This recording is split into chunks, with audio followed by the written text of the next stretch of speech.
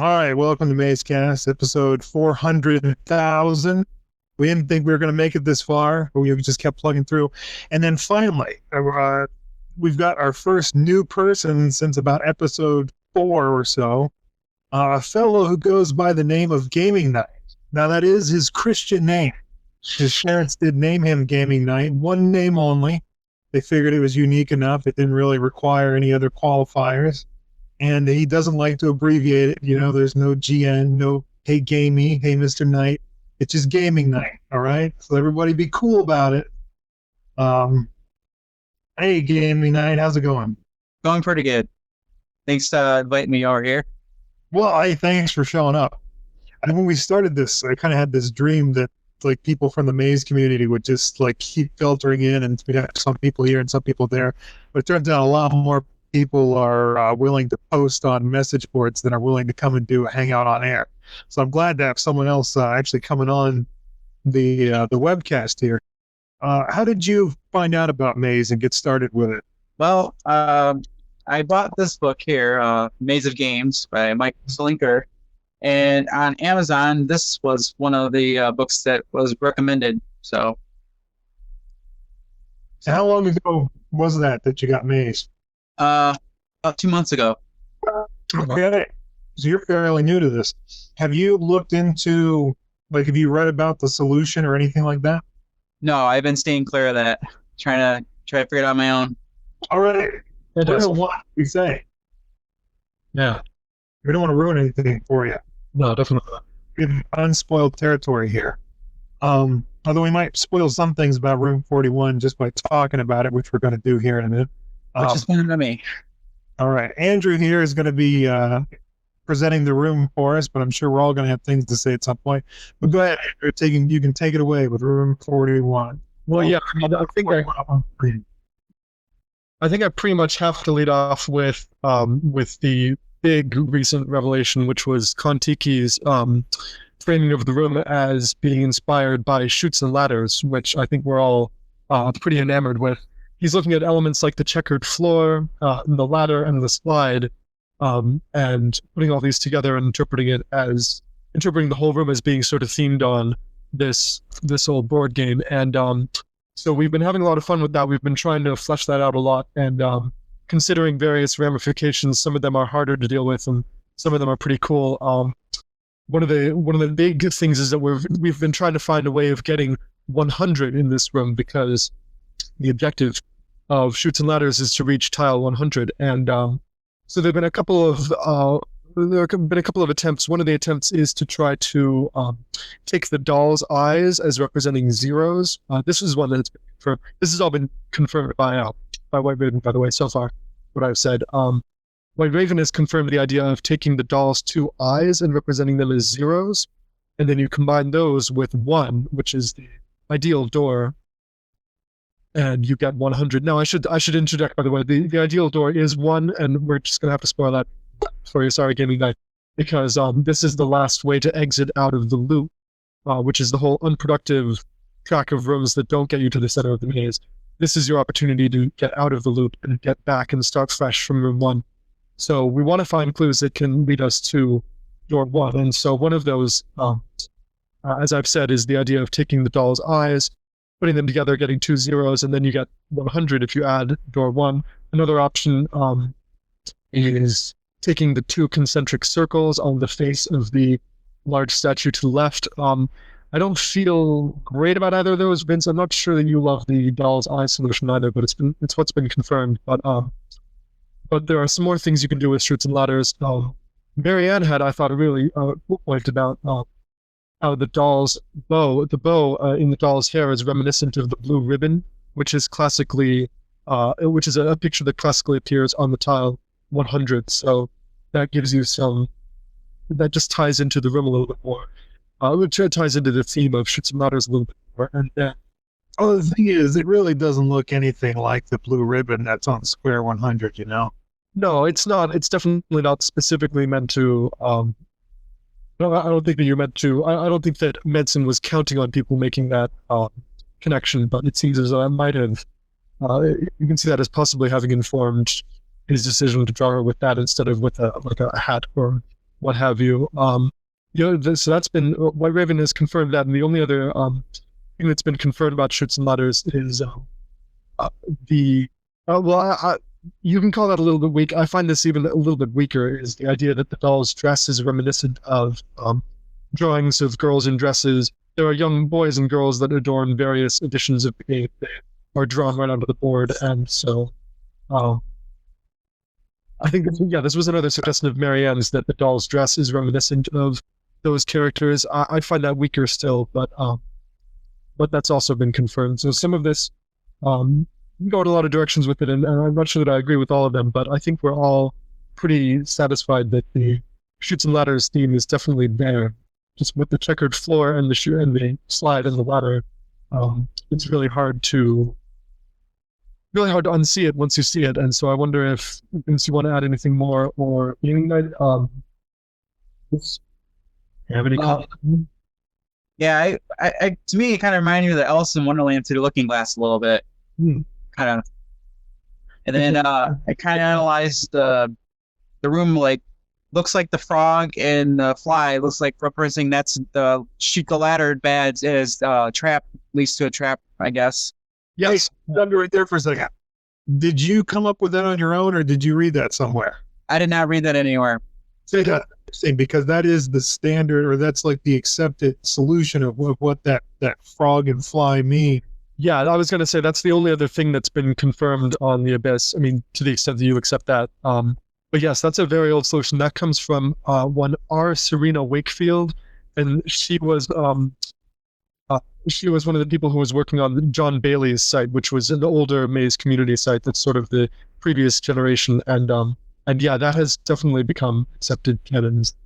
I think independent of how strongly you can explain why it should mean that, if a bunch of people see it and have like the same feeling about what it means, I think that's a good indication of what it was meant to imply, you know?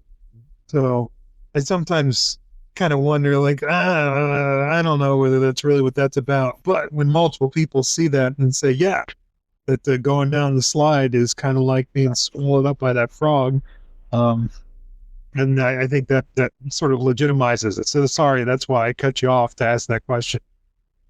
No problem. The other thing I was looking at the statue by the number 1. Looks like she's like possibly choking on some poisonous mushrooms or something. So kind of go back to room 1 because this is bad. That's kind of what I was looking at when you earlier. Interesting. They've had a lot of interpretations. International sign for choking. Yeah, I think it really makes more sense to have you give your impressions, and I can correlate that with stuff that's already been discussed, rather than me just plowing through my list of notes. Yeah, no problem. So this is great. And if you want to, we can come back to the Chutes and Ladders stuff, Vince, if you want to talk any more about that. But I think it would be great to talk about the statue right now. People have tried to name it different ways. People have called it an idol and thought that it might correlate with the eyes of the doll, which she may be pointing to. So we've tried to do stuff with that. Some people have noticed that it resembles a sarcophagus. I think Gentile and Alex have both commented that it, or maybe Gentile and Marianne have both, Gentile and Alex have both noticed the resemblance to a sarcophagus. And then Vince, you had your thing about thinking that it might appear to be the position of somebody who's about to take a trust fall. Don't you dare attribute. I said that in jest. But Alex really likes it, so I had to mention it. Alex is really he's going for that one, and you, because you get trust in the text, and then I think Alex elaborated with the fact that if it were doing a trust fall, it would be about to fall backward into room 1, which is where you're supposedly intended to go. So yeah, I mean, when I facetiously mentioned that I was tying it to the how can we trust that thing in the text, or whatever the for the exact line is, but that's what I was connecting that to, and I meant it as a joke. Yeah, how can we trust that? Well, Vincent, your problem is that when I take the notes for these episodes, I write down everything I like, even if it was intended as a joke. So I know. It's I'm not complaining about you mentioning it. I'm just trying to distance myself from it. Well, if Alex were here, he'd probably take up the banner because he really thinks that's interesting. I don't know. I always thought idol was a good simple word that we might be supposed to get out of it, and I like the idol connection. But then White Raven says that he doesn't think that we're supposed to call it idol. He doesn't like that. That seems strange to me. I mean, the basin at the floor with food in it is to me very suggestive of an idol. I mean, I've seen a lot of probably mostly doing research about this room, but I've seen lots of similar idols with, basins at the bottom for offerings and things. It seems, it doesn't seem too controversial to me to call that an idol. I don't know. Now, Gaming Night, you had an idea that I've never heard before, which is that the idol might be, or the statue, I'll call it a statue because that's sort of a neutral term. The statue might be choking on one of the mushrooms. I love that. But yes, interpret that as a pointer away from Dorgon. Which is, I mean, fair. Like, you should share whatever your impressions are. Because sometimes we do feel like we get pointers away from what should be the correct aura, and you have to kind of square that somehow. But you have any other thoughts about the statue? Which the statue, the sarcophagus, as you guys are calling it. Sarcophagus, idol, statue, whatever you're doing. Other than that, because that was the only one that they went back to one, so I'm like, well, I know if this was a trap room, and then apparently it is. So Well, it's not a trap exactly. I mean, it's the wrong way, but at least you can get out. When we refer to rooms as being in the trap, we usually mean the circle of rooms that you can't get out of. Oh, okay. I got you. Actually, 41 is a room. If you go off the correct path, but you haven't gone in a trap yet, 41 is a room that you have to go through to get back to 1 to start all over. Which, okay. To bring it back to Chutes and Ladders, is what the reason I think that this Chutes and Ladders theme is going on in 41 on sort of a meta level is because of and this is not mine. This came from Kon-Tiki. I think he's absolutely right. It's because the origin of the phrase "back to square one," it comes from Chutes and Ladders. Oh, no way. Allegedly, there's some different folk etymologies associated with it, but the most commonly accepted one, at least in America, seems to be that it comes from the board game Chutes and Ladders, and really that describes exactly what's going on in room 41. If you stepped off the path, then you have to start over and go back to room 1 to make another attempt at going at the center. And to me, that makes the most sense. You come to room 41, it's got the Chutes and Ladders theme, and 1 is the correct door. I don't mean to suggest that by looking at this room and figuring out it has a Chutes and Ladders theme, that tells you, we have to go back to square one. That's 1. Like I say, on a meta level, in terms of why there's that theme in this room, I think it's because that's sort of the function that the loop in general serves, is that it sends you back to room 1 to start over. Yeah, I like that. As a reason why he would have chosen it for this one. Yeah. I don't know. What's next on your bullet point list? Well, I can go down the bullet point, or I can just Gaming Night, as you're looking at it, are you getting is there anything else that comes to your mind that you want to? Well, like I said, the girl with the bow, I thought it was stay away from the room because of the noise from the room, from the trumpets. Okay. Yep, that's pointing to her ears. Yeah. Gentile went so far as to think that she was plugging up her ears, which I think is a little much. But yeah, there is definitely precedent for that idea that. So it's cool that you're also finding that the twisted horns. There's some sort of a sense that there's some kind of a cacophony. It doesn't look like a very harmonious combination of instruments, and so yeah, it sort of makes sense to suggest that you should be going away from 10 to preserve your ears. We should say, according to White Raven, Manson has confirmed, either in a conversation or through email, I don't remember, that the doll is meant to be pointing at its hair, which would be made out of yarn, I guess, because it's a doll, as a red herring relating back to the word yarn in room 1. I think I should stop you there. I was looking over this, and yes, from White Raven, Manson confirmed that the hair is yarn, but I didn't see Manson confirming that the doll is pointing to the hair. Okay, all right, you're right. I should. Other interpretation. Yeah, It was during his discussion of red herrings that Manson mentioned the yarn, right? yeah. Okay, so yeah, there's presumably something else going on with the doll, although maybe not. But at least the reason why I think it's a doll instead of a girl or whatever is because the hair is supposed to be yarn and it's supposed to be a false clue telling you to, well, maybe you should have gone to yarn back in room 1. Yeah, that's one of. I mean, it seems to me that there are other, like, you wouldn't have to know that to feel that it was a doll, because the wide staring eyes, the button-looking nose, and the stumpy feet also all suggest something that's not an organic life form. So I don't think you need to know that it's yarn to get the sense that it's a doll, but I agree with you.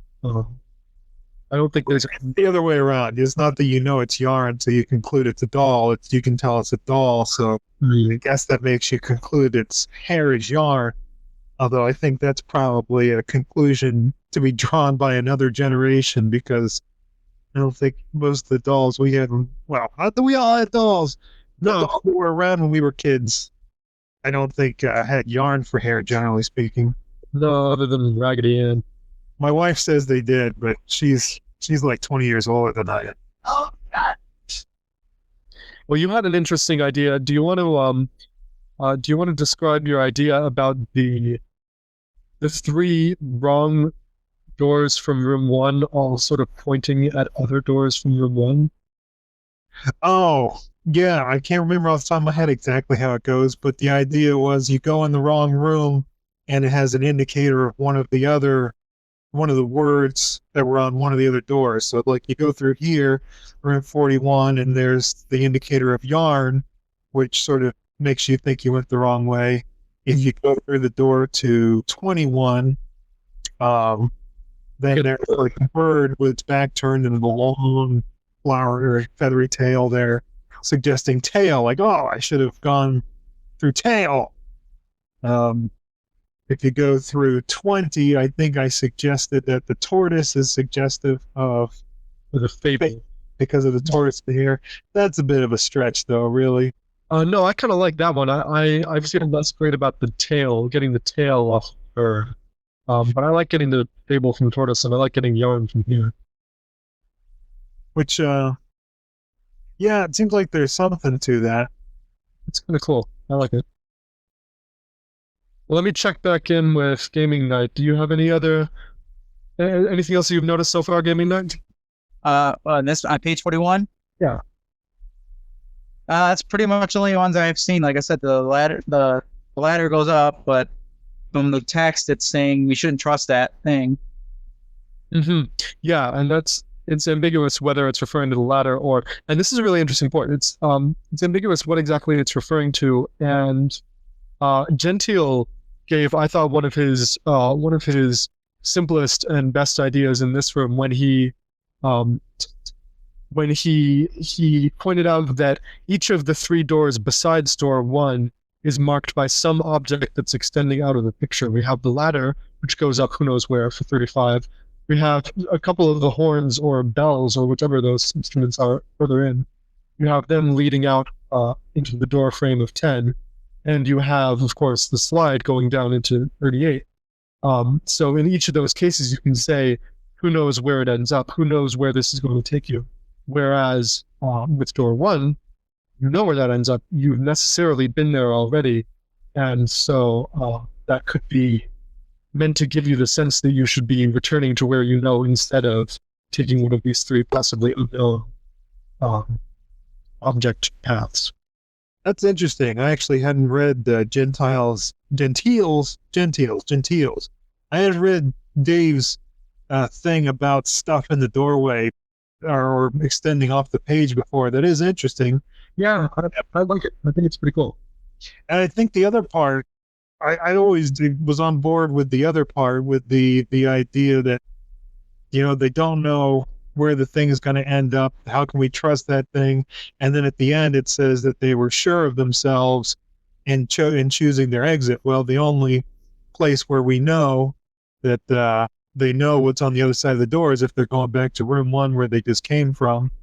So yeah, I thought that was a good interpretation of the text, kind of similar to like room 14, where it says they surprised him by turning around. Yeah. Suggest they went back the way they came. Yeah, which I like a lot. That's what we're going on here. Well, let's see what else I had noted down. So I'm covering a lot of that stuff. Oh, other than the shoots and ladders stuff, which is pretty well agreed upon, there's also a couple of people, including Gentile and Marianne, have noticed that you can almost get sort of a tic-tac-toe going on here as well, because you have this statue which has the O's and it's got the X, so you have the 2 tic-tac-toe symbols, and then you have that one mushroom which people have been doing and trying to do all kinds of things with this mushroom that's pointing toward one of his toes. This is the one that's outside of the drop and instead leaning on one of his toes. And you can combine that with the same checkered board pattern from Shoots and Ladders to get some kind of a sense that maybe tic-tac-toe was being included here, but nobody has any idea what to do with it. I just thought I should mention. Yeah, I do like identifying that thing as the tic-tac totem, though. That is a good phrase. Yeah, I mean, it's even got the toes sticking out. It's got X's and O's and toes. It certainly does cry out for a tic-tac-toe interpretation, but yeah, what do you do with it? Yeah. And if you go down that route, you better be pretty rock solid on it, because calling the arms an X can cause all kinds of problems if you're not going to draw that into a really tight solution. The biggest trouble with calling the arms an X is that going by my biggest love, which is Roman numerals, that could send you to door 10 if you just notice that on your own. So that would be risky to have that suggest X if that weren't supposed to be part of a pretty solid solution. Not to mention all the eyes in the room. Once you get an eye involved, you know that you're heading towards room 10. Because then all of a sudden, well, of course. Yes, and that doll was probably put together with a needle, so that's the clincher. There's something going on in room 10. That's got to be the right answer somehow. Okay. Yeah. So we have the flying frog stuff. Another bit of concerning the fly and the frog, which you noticed and which is very solid aiming night. Another thing that Ben pointed out, who's been here a few times, he noticed that it was one of the first comments on this entire room. He noticed that the fly, if you look very carefully at the fly, you'll notice that part of the wing actually seems to be protruding over the frame of the picture. Now, maybe it's just like drawn or painted over the frame, or maybe it's some kind of 3D attachment to the frame. But the other possibility is that maybe the fly isn't actually part of the picture, and it's actually a fly that has landed there. And so it's hard to know what to do with that. I think, Vince, you had the idea that maybe it means that the frog is just looking up at the number 38 instead, but it's out there. I don't really know what to do with it. Personally, I like the simple solution. The fly is just in the picture. Whoa, the fly's in the picture. Come on, man. You can't think the fly's in the picture. That's not an accident. Well, I'm going to take a stand. I know it's controversial, but I'm going with it. Yeah, that is controversial. That's the most controversial. I can't believe that. I am really taken aback. Go ahead and post a 5,000 word takedown of my idea on the Abyss. I'm sure it'll get like 20 likes. I'm gonna Marianne your ass.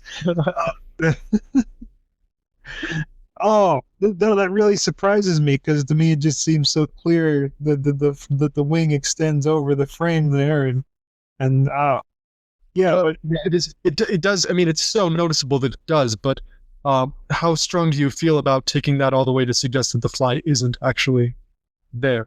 Because there are ways that it could be part of the picture without,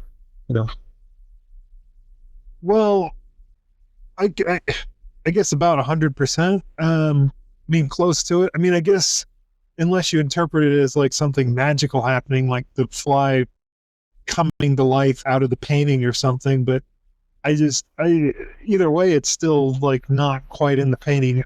To me, it's just unimaginable that that's. I just have no doubt that that's what that means, is that that fly is not part of the painting, that it's a fly on the painting. Mm-hmm. Fair enough. I still think that it could just be some kind of attachment, like adding a three-dimensional element to the image or something that is. I don't know. It looks weird. It looks very cartoony for a real animal. That's true. There is something to that. Although maybe it's on. I mean, I'm being presumptuous by calling it a fly. It isn't necessarily. We just think of flies as being frog food. Could be a cicada or something. I don't know. Yeah. I mean, at that size, I guess who the hell knows what it would be. It's kind of like, it's just still one of the mysteries of the room is why it is so clearly going over the frame. yeah. Let me see what else. This is what I was talking about. When you suggest an idea, or anybody suggests an idea that I like, I'm going to write it down, even if they disavow it later. You struggled a lot with the idea that the checkered floor might represent some kind of a racing, like, finish line / starting line signifier, which I don't know if you want to talk any more about that now, or if you want to just completely wash your hands of it. Boy, that was some time ago. Well, I think it started because, I can't remember why I came up with that idea originally. I think it started because Gentile suggested that for your benefit gaming night, room 20 is the one is the way that you actually exit back to room 1 if you were successfully on the path, taking the shortest way in and out. So Gentile suggested that in room 20, that plaid chair might be supposed to represent the checkered flag that says the race is over. And I think, Vince, you were unsatisfied with that and felt that this actual checkered floor was a stronger. Yeah, I had a lot of problems with the idea that was finding a checkered flag in 20. I don't know whether I can't remember whether I said that 41, like, no, this is definitely a checkered floor here, that this represents the beginning / end of a race course, or if I was just saying this is a lot more sensible place to suggest that happening. I don't know. Yeah, it was definitely, you just felt that this was a much more plausible way to work that idea in than this plaid but not checkered, all just pretty much one color chair. Yeah. But there is, I mean, the loop is laid out.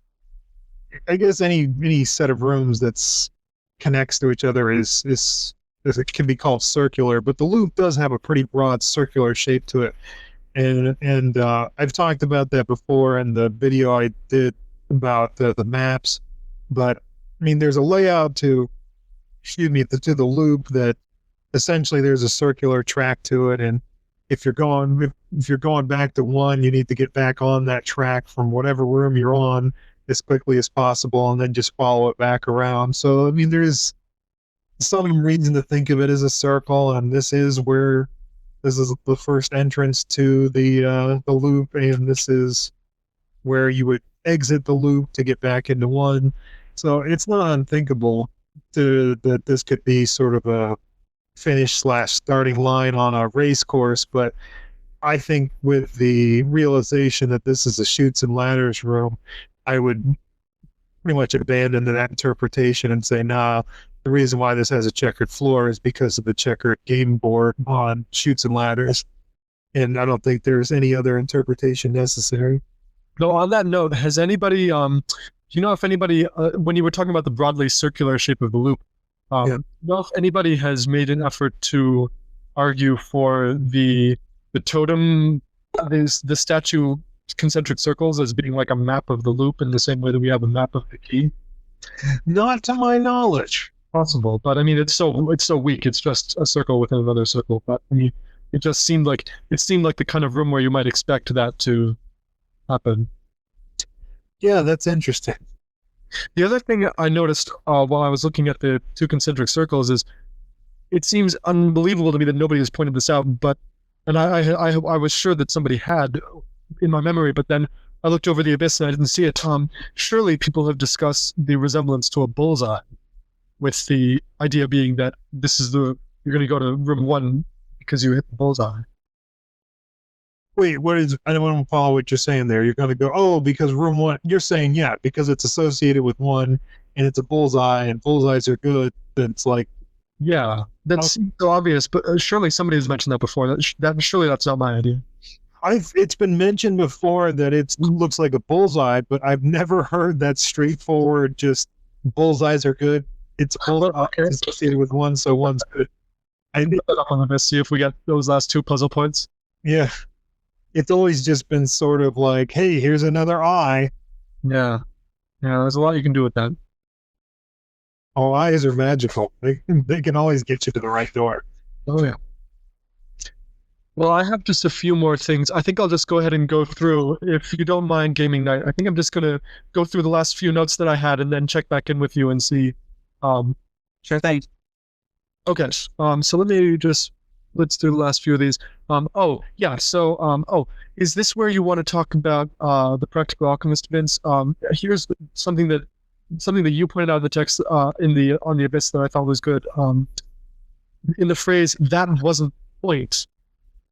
It has that Practical Alchemist-like quality of being words in the text that sort of just cue you to something that's going on in the image. And I think what you're supposed to get is you're supposed to be paying attention to the way that the doll is pointing at her face or eyes or hair. You want to talk about that more? Is that why you brought that up?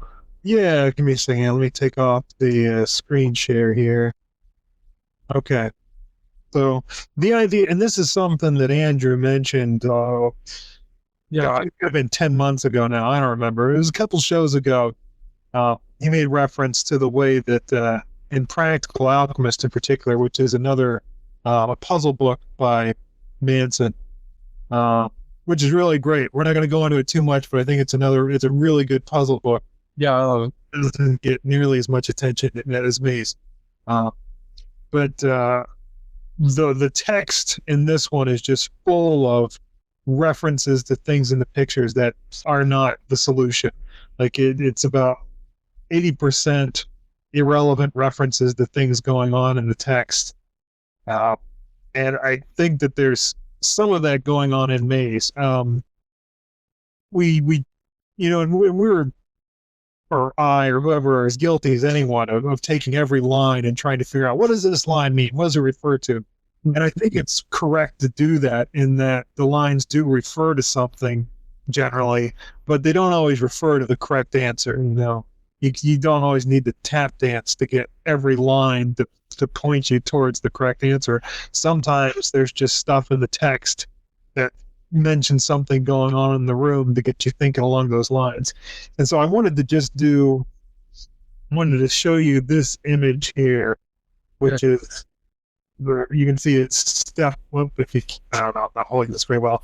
This is step 1 in the Practical Alchemist, kind of akin to room 1, I guess, sort of.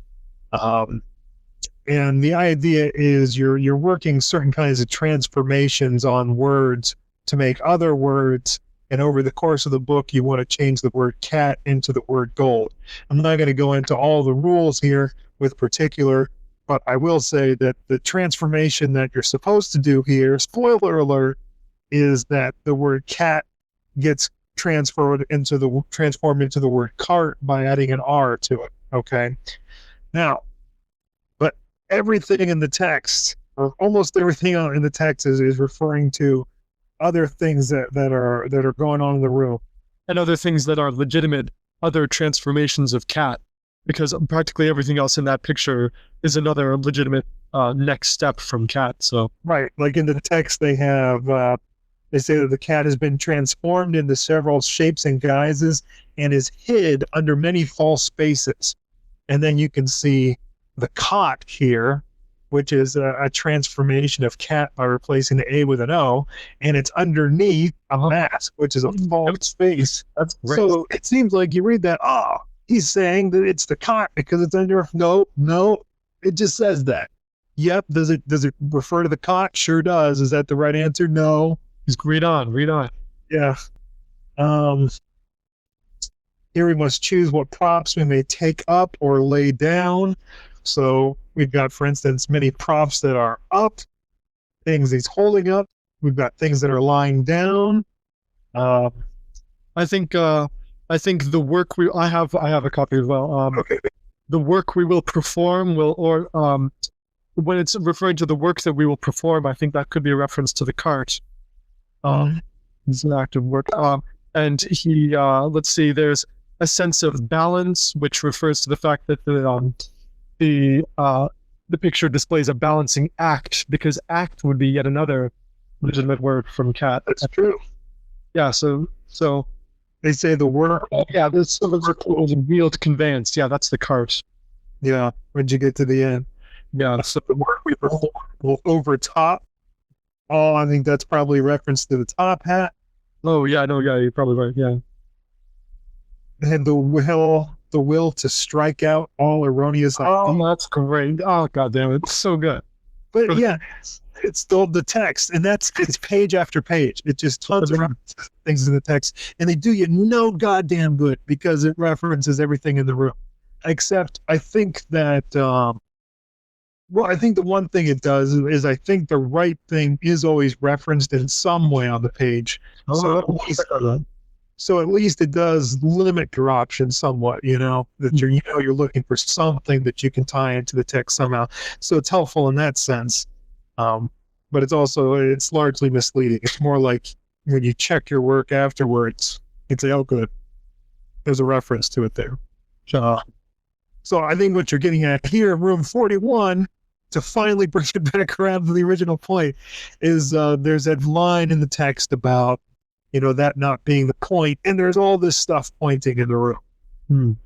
There's the doll pointing at her face, obviously, but we've also got the slide has these upright poles that extend above the slide that are kind of pointing up at 38. We've got the horns that are pointing up sort of towards 10. We've got the arrow on 35 pointing up there. So there's different pointing stuff going on in the room, but I don't know that really means anything. Probably not. I think it's just that there's a doll pointing in the picture, so he used the word point in the text. I think that's probably what's going on. So let me just mention a few more things. Kon-Tiki, in addition to his fantastic Shoots and Ladders interpretation, he threw out another few things that I thought, just little quickie things that I thought might be worth mentioning, such as, let's see, he interprets that little mushroom sitting on the toe as being the first toe, and therefore that's a clue to go to room 1. Although I don't really like that, because I don't know why you would necessarily think of that as being the first toe, other than the fact that it's closest to us. But he also had something that was the 10th toe, right? I'm sorry, what? Yeah, it could be the 10th toe, right? It could just as well be the 10th toe. Yeah. He had some last stuff that was kind of cool, was that you can form the letter. You can see the letter A inside the formation of the poles that makes up the ladder and the slide. You can get the letter A out of some of those nearest poles. And since A is the first letter of the alphabet, that could be another clue for door 1, which is interesting. That's pretty rough, though. Yeah, it's rough, but yeah, I like that kind of thing when you can find it. Although it's fairly weak most of the time. Let's see, we had White Raven's comments about yarn. Yeah, so I got all that stuff. White Raven believes that there are at least 2 more readings of the doll that we haven't yet discovered, and he feels that both of those are pretty solid. So it's possibly out there. We might hit on something else. And then the only other stuff I had just a couple of little tiny observations of my own when I was looking at this, and one of them is that it's interesting when you look at the last words of the text. They say, and they went right on to, which if we thought that the correct door was 38, we would have been all over this as thinking that what it means is that they went right onto the slide, So that seems like something that's worth mentioning. Is what seems like a really strong clue for the wrong room altogether. I don't know if it's just a red herring or maybe it was accidental, but we've tried to do some stuff with left and right in the different rooms, and so that could have been deliberate. I think it's deliberately misleading. I don't think those directional clues mean anything, and especially in this context. There's just no reason to put the word right in there. You know, he could have just said they went to. He really shoehorns that right in there for no apparent reason. Yeah. And, I don't think that stuff's ever reliable. It's just kind of when it does fit, then it's like, it said left, and then you go left. Yeah.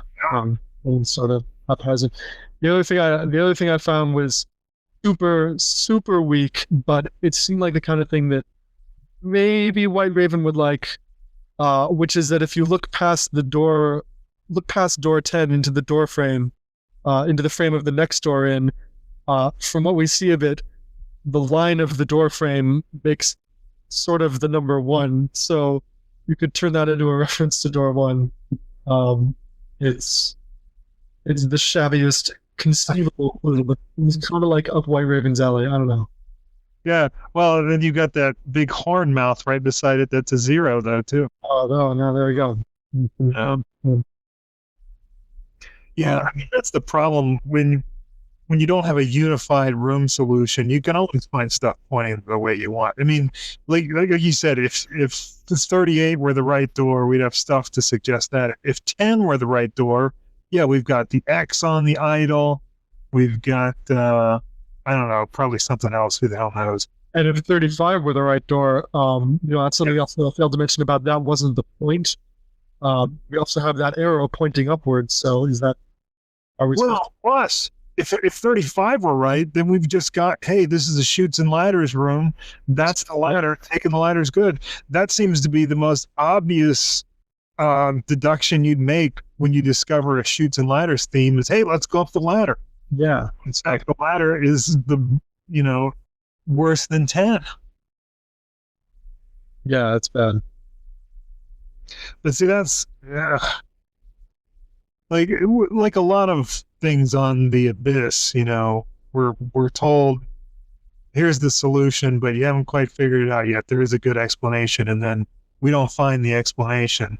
So right now, the idea of taking those doll's eyes and combining them with the 1 to make 100 to indicate 100 square seems pretty far-fetched. It seems, just kind of jerry-rigged together to get you where you want to go. And maybe there is something out there, but at the moment, that doesn't make any sense to me. It doesn't make any sense to treat this as a literal or semi-literal game of chutes and ladders, just because the ladder clearly takes you to a much worse place. It seems to me that the back to square one idea makes a lot more sense. Yeah, that's pretty cool. But we'll see. We don't know what the explanation is for combining that stuff. Yeah, that's pretty much everything that I think I had jotted down. So how's it going over there, Gaming Night? It's going pretty good. I feel bad. I feel like we sort of excluded you through a lot of that, although I'm really glad we had you here to go over what you thought of the room in the beginning there. Let me... Yeah, do you have any more thoughts? Have you observed anything else while we were blathering? Pretty much, guys, covered pretty much all the stuff that I observed in the room here. So we kind of went over pretty much everything in the text in the course of going over the room too. Yeah, we didn't talk about the special piece of furniture. There's one thing about the text that I haven't mentioned, which is not related to solving the room, but as far as the whole special piece of furniture I thought might appeal to my guests. The knee-jerk interpretation of this is that it's probably the slide, and people have used that as, there's somebody, I don't remember who it is, but somebody's bouncing around the idea that the visitors are actually children. He refers to them at one point as children, but it's easy to just take that as, a poetic, slightly condescending way of referring to them. But it sparked a theory that the visitors are actually kids, and I think that slide, I thought it might appeal to my guests somebody's out there using this as evidence for that theory. I don't know that I subscribe to it myself, but I don't really have any real strong feelings about who the visitors are at all, really. I don't either. Yeah, it is weird how they're never explicitly stated by the text to be children. He addresses them as children in 26, as he does so in his most patronizing voice. In a couple other places, he says that they're like children, or like in 14, he says they like to think of themselves as adults. But it never flat out calls them children. See, I think that line is really meant to be ambiguous, though. I think it sort of fails at being ambiguous because everyone interprets it as being about the slide. But I think it was meant to refer to either the chute or the ladder, I guess. Or even the statue could be considered a piece of furniture. Yeah, I mean, as easily as the others. I don't think any of that stuff is stuff you would ordinarily describe as being a piece of furniture. Sure. But one's as good as the other in that regard. Yeah. How can we trust that thing? One remarked. Who knows where it ends up? We talked about that. I knew naturally that Wait. I got it. Remarked. Because it's a bullseye and you hit it and you hit the mark. There we go. Okay. Done. Move on. Yeah, remarked, marked again. See, you've already been to the bullseye once. Oh, this is gold. Oh, aren't you glad you could have been here for this gaming night? Oh yeah, definitely. We solved the maze. Another room checked off. Oh, I knew naturally, but that wasn't the point. They were pretty sure of themselves and went right on to. Yeah, I think we've talked about all the text here pretty much. Not a lot of text in this room. Yeah. I noticed that it's one of the absolute meanest of rooms in terms of the amount of text. Yeah. The only thing I wanted to mention in here, which is kind of, or I guess, totally going off the subject, but Gaming Night did a video that I just watched today where he was going through the maze for the first time. It's essentially like one of our visitors in the maze video, except he did it by himself. He just, opened up the book and threw it, which I thought was pretty interesting because that's exactly the kind of thing we wanted to do. And he did it. How long ago was that video made? Hold on, let me go on my YouTube channel. I'll find out. I think it was posted like late January. Yeah, I think so. Is that you made it and posted it the same day? Right. I thought it was pretty interesting. I kind of like as you're going through it, every room you go to, you're like, oh, this is probably a trap. And goes, oh, it's probably a trap. Yeah.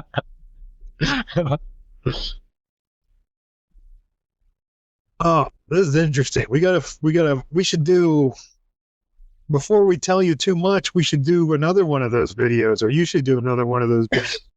Go through it some more. Yeah. Before we corrupt you with all our stupid ideas. Yeah, I could do that. What room are we covering next? Well, it's a good question. Yeah, we haven't decided already. We don't plan that far ahead. Alrighty. Let me see. It's always fun for our audience to sit there and wait while I pull up a list of information or something. But yeah, that's from I'm sorry that I missed I missed room 25. I love room 25. Yeah, we kind of just picked up and did that real quick. Seems like you just off that one off because there's not a whole lot to say about it. Yeah. Here, I posted a list of the rooms we have left in the text chat associated with this hangout. Again, thrilling watching for the people at home. Oh, riveting. Oh, okay. Let's not do room 34. Because, people have been talking about, haven't people been talking about room 23 a bit, the 10 Commandments room? Yeah, right, nothing. Yeah. That's been generating a little discussion lately. Maybe we should go for that one. All right. Does that sound good to you, Gaming Night? You probably have no preference at this point. 23 is fine for next time. If I can make it, I'll see what days are good work for me, and I'll get with you guys. All right, I think we'll work around your schedule, because I think it was great having you on the show, even though we kind of still ate up the majority of the show talking to each other about stuff we already knew. I think it's exactly what we want, to have some new people on here with new ideas, and I think it was just great having you here. Well, unless anyone has any final thoughts or observations, I think that's going to be it for tonight. No, I feel pretty sure of myself. All right. It was fun. Definitely fun. I have to join you guys again soon. All right. As will our viewers, I'm sure.